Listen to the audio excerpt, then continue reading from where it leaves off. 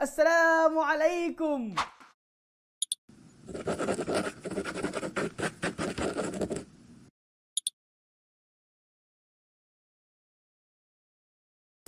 Level up!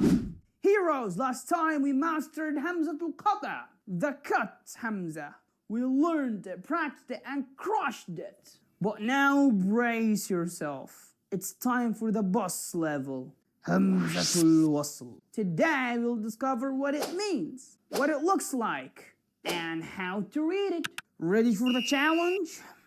Let's go. What does Hamzat al-Wasl mean? We already know Hamzah, that sound from deep in the throat. But Wasl means connect. So does that mean Hamzat al-Wasl connects things together?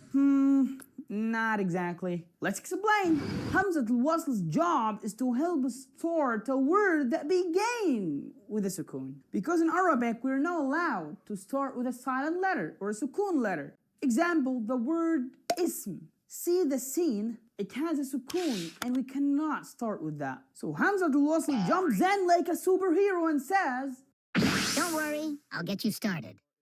That's why it's called Hamzat al-Wasl, the connector. What does it look like? In the Quran, Hamzat al-Wasl written as an alif on a little sad symbol on top. Whenever you see that, that's your Hamzat al-Wasl. Okay, here's the fun part. How do we read it? Step 1. Ask yourself, am I starting with Hamzat al-Wasl or is it in the middle of speech? If it's in the middle of speech, guess what? You delete it. Yep. It disappears like it was never there.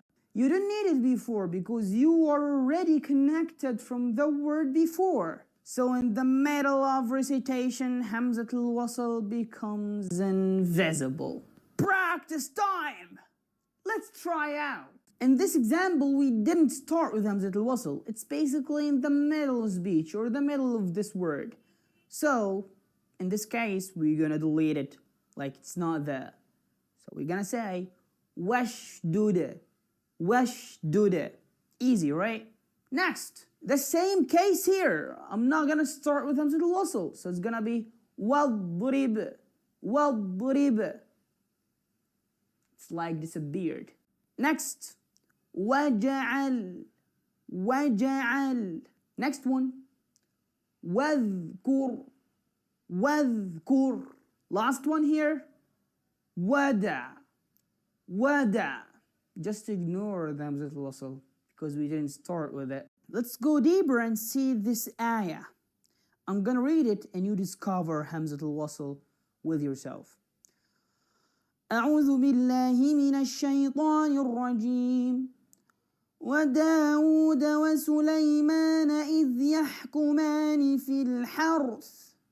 Did you see it? Where is Hamzat al-Wasl in this ayah? I'm gonna give you 3 seconds to discover.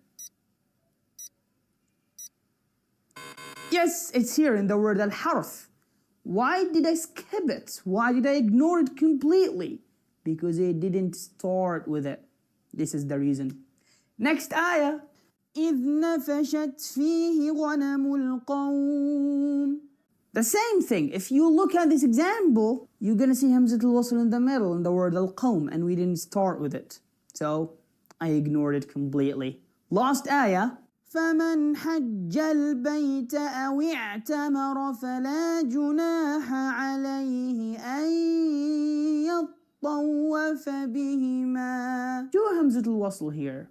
In this word, al-bayt, and in that word, اعتمر. And we ignored both of them because we didn't start with neither. See, Hamzat al-Wasl just vanished. So today we learned Hamzat al-Wasl, the connector Hamzah. Its job help us start words that begin with a sukoon. In the middle of a speech, we delete it.